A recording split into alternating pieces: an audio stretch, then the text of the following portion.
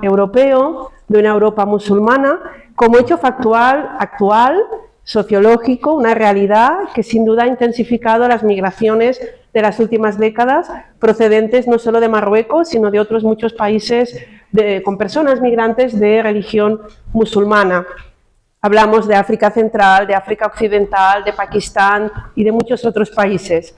Una realidad musulmana en Europa que en la actualidad es un hecho factual motivado por las migraciones, pero que sin duda históricamente, como bien ha comentado el profesor Aziz, pues llevan siglos y siglos y siglos de presencia. Sin embargo, más allá de esos hechos fácticos, sigue siendo vinculado el Islam en Europa por una parte de la población a la otredad, ¿sí? Y de ahí que el concepto islamofobia tiene mucho sentido, porque lo están padeciendo muchas personas musulmanas, no todas, pero sí la mayor parte, procedentes de diversas diásporas. Qué duda cabe que la islamofobia en el contexto europeo hay que vincularla también a la cuestión, bueno, al punto de inflexión que de alguna forma marca, ¿no?, a nivel global los atentados en Nueva York, de las Torres Gemelas, pero es un fenómeno mucho más amplio. Para situar un poco los datos, aquí tienen datos de una encuesta, de la segunda edición de una encuesta a nivel europeo sobre discriminación a minorías, es la EUMIDIS 2, es una encuesta únicamente dirigida a personas que se considera que por pertenecer a determinadas minorías étnico-religiosas pueden ser susceptibles de padecer discriminación y se les pregunta si la han percibido, si la han experimentado. ¿Sí? Esta encuesta, por ejemplo, si alguien la puede consultar, simplemente para indicar algunos datos, porque no voy a abordar la islamofobia en general, sino en particular en el ámbito laboral, como apuntaba el título. Por ejemplo, 1 de cada 3 encuestados musulmanes indica que sufre discriminación cuando busca trabajo y que obviamente esto dificulta su participación en la sociedad. Esos serían datos agregados, pero por países también los podemos consultar. A nivel español también tenemos encuestas de autopercepción de discriminación, por ejemplo, esta misma del 2020, que se basa en los mismos indicadores europeos y también constata que la discriminación percibida es un hecho y si lo vemos por grupos potencialmente afectados por esa percepción de la discriminación, aquí están por agrupaciones geográficas en realidad, pero por ejemplo en el caso del grupo magrebí, sí que incluiría Marruecos, vemos como hay un porcentaje importante, la columna de color gris, que lo atribuyen a las creencias religiosas propias, entendemos, y a la indumentaria. Sí, por lo tanto, es un hecho que claramente preocupa a todas las sociedades. Es cierto que el tema del Islam es un factor de discriminación importante, solo superado en el contexto europeo por la cuestión del antigitanismo.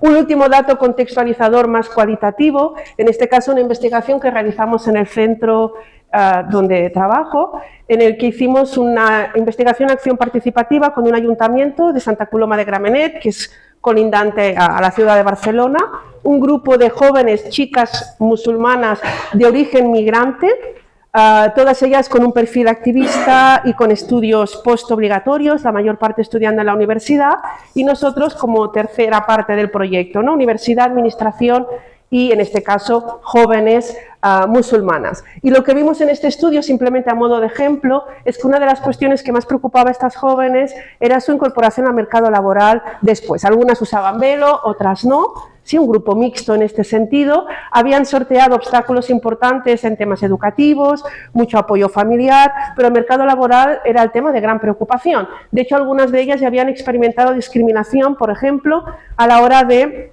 cursar asignaturas de prácticas profesionales, que no es un trabajo, al final el alumno, la alumna en este caso es quien paga la matrícula, pero algunas de ellas se enfrentaban, por ejemplo, a hospitales, estudiaban enfermería o centros educativos o de la administración, en el que directamente se les decía con el velo no puedes hacer las prácticas, ¿no? Algo que no tiene ninguna justificación, pero era un hecho real y además que las universidades en este caso no les prestaban suficiente apoyo, ¿no?, para poder terminar con esta práctica.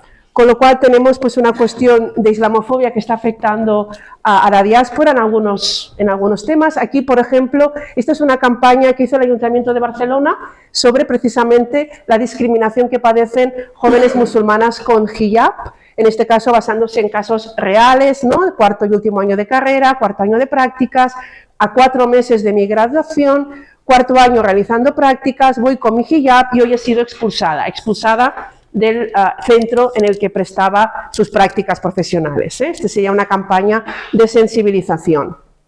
Bien, ¿cuáles son las consecuencias de la discriminación? En el caso español es un tema muy reciente, porque hasta el momento, a tenor de la cronología de la migración que ha llegado a España en las últimas décadas, cuando hablábamos de discriminación vinculado al hecho migratorio, generalmente lo abordábamos desde la perspectiva jurídica de la extranjería, ¿no? Del ser migrante extranjero, que obviamente esto implica un déficit importante en derechos de ciudadanía, como bien sabemos. Sin embargo, en los últimos años, cuando hablamos de discriminación, hay que el debate subirlo a otro nivel, porque ya no estamos hablando solo de migración. Muchas de las personas que están siendo discriminadas tienen un background familiar migratorio, probablemente la mayoría, pero o bien son nacidas en España o bien han llegado a edades muy tempranas y no hay un déficit en términos jurídicos, ¿no?, de su situación. Y sin embargo padecen discriminación, es lo que podríamos llamar discriminación étnica, racial, religiosa, que en el ámbito anglosajón y en otros países europeos es un concepto muy incorporado, pero que en nuestro contexto es un concepto bastante nuevo.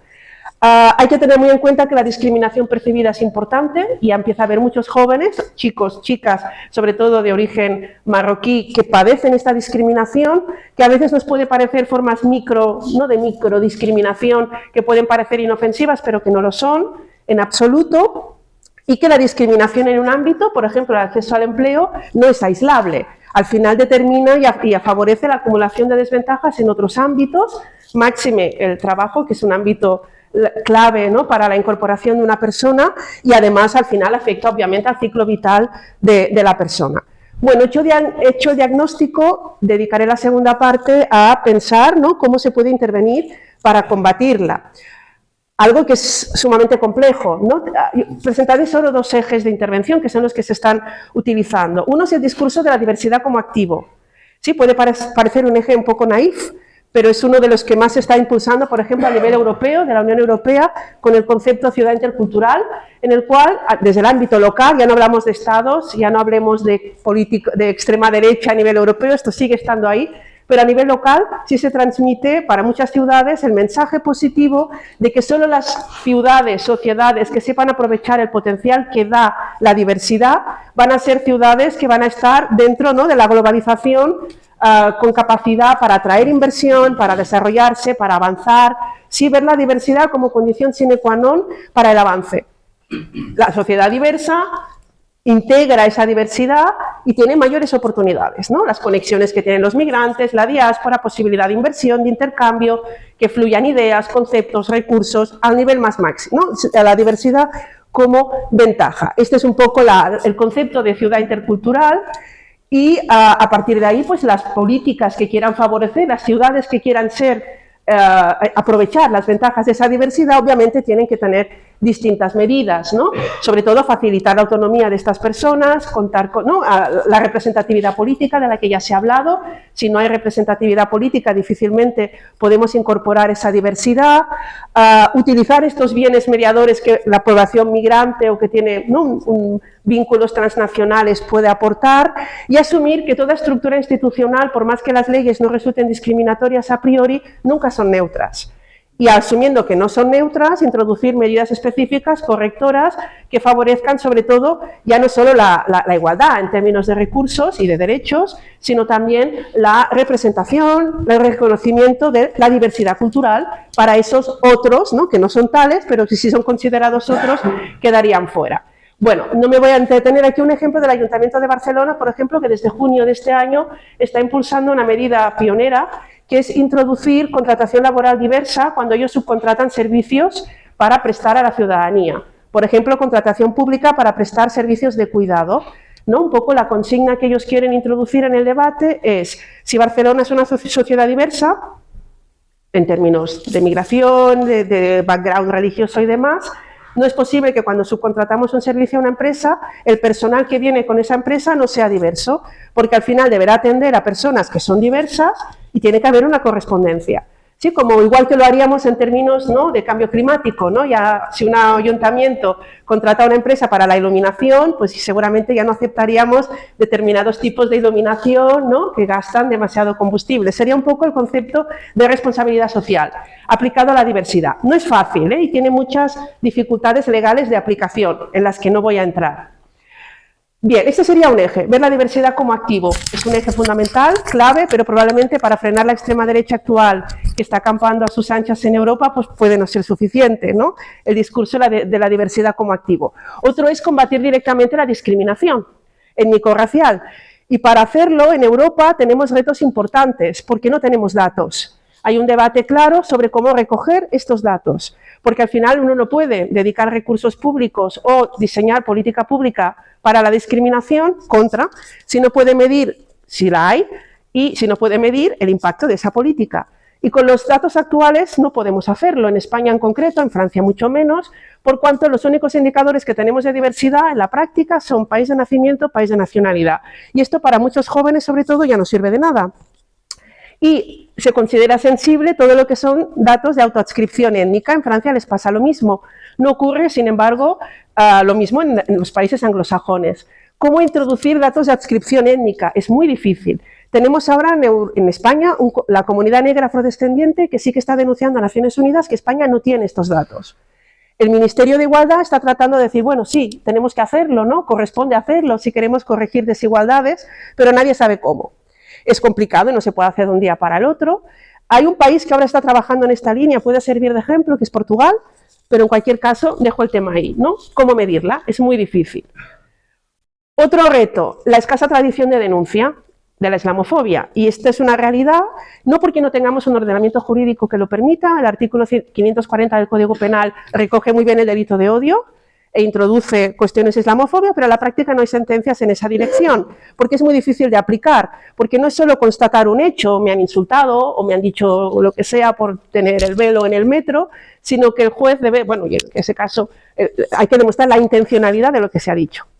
Y eso es muy complicado. Y luego está todo el otro ámbito en el que opera a sus anchas este tipo de delitos, que es las redes, ¿no? Que ahí también las redes, ahí, bueno, también se ha visto antes. Y el último reto es el hecho de que, claro, hablamos de islamofobia, sí, podemos hablar de discriminación étnico-racial, pero en el contexto actual de sociedades muy, muy complejas, ya no podemos atribuir la discriminación o la desigualdad a un único eje, ¿no? Muchas veces lo que vemos es que las desigualdades operan de forma múltiple, una aproximación única o unidimensional a la desigualdad no nos sirve, y por ejemplo, aquí ejemplos, ¿no? En el caso de la Unión Europea, pues bueno, esta mujer es por el hijab, es porque es mujer, claro, ¿cómo aislamos? Y eso puede, a nivel teórico es muy interesante, decir, no aislemos, busquemos la intersección, pero cuando hacemos política pública, la interseccionalidad lo hace todo más complejo.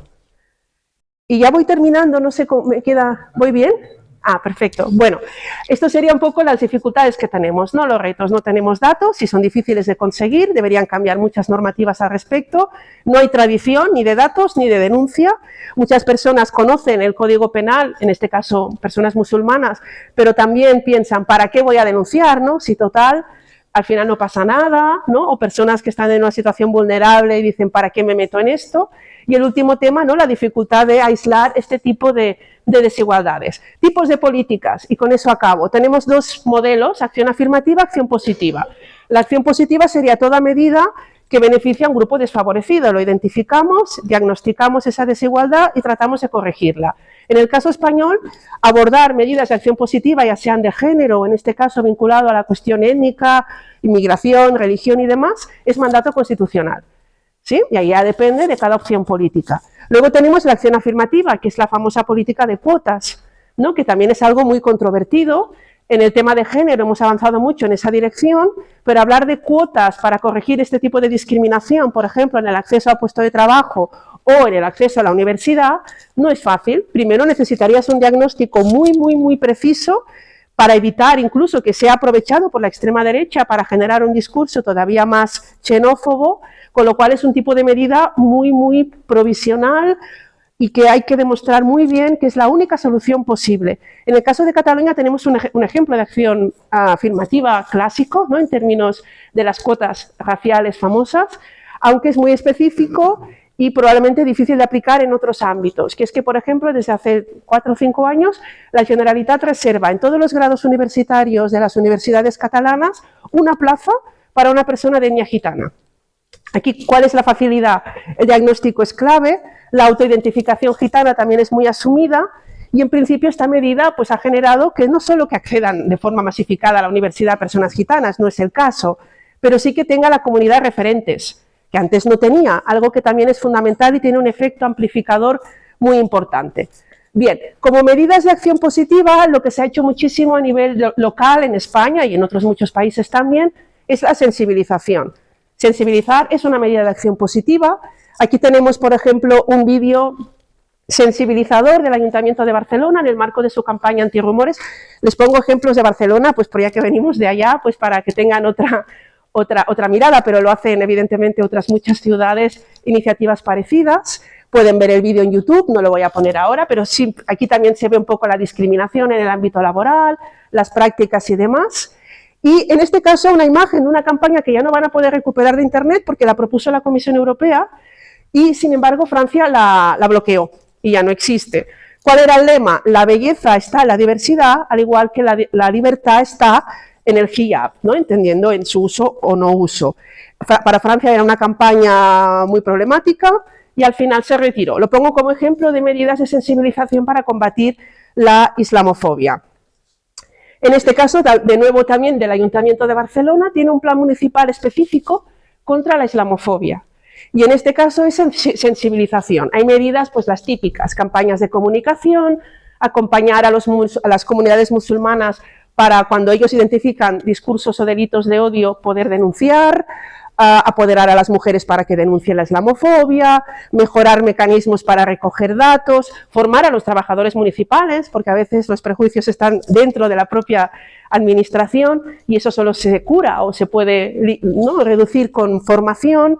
La Guardia Urbana, el mismo caso, ¿no? En que incluyan la islamofobia como forma de delito que deben combatir en sus actuaciones, otras muchas, ¿no? Fortalecer la red antirrumores, promoción de talleres, la diversidad alimentaria en los comedores escolares, que es un gran tema, ¿no? Cuando hablamos de reconocimiento de la diversidad religiosa, o todo el tema de respeto a los símbolos religiosos, por cuanto en España como Estado que no es laico, sino aconfesional, rige por mandato constitucional la promoción de todas formas de expresión de la religiosidad, sea la católica, cuando se redactó ese precepto supongo que se estaba pensando solo en esa, o ahora pues que la sociedad obviamente pues tiene ya comunidades religiosas mucho más amplias y diversas. Bien, ¿esto es suficiente? Probablemente no, son acciones positivas. ¿Cómo podríamos ir más allá?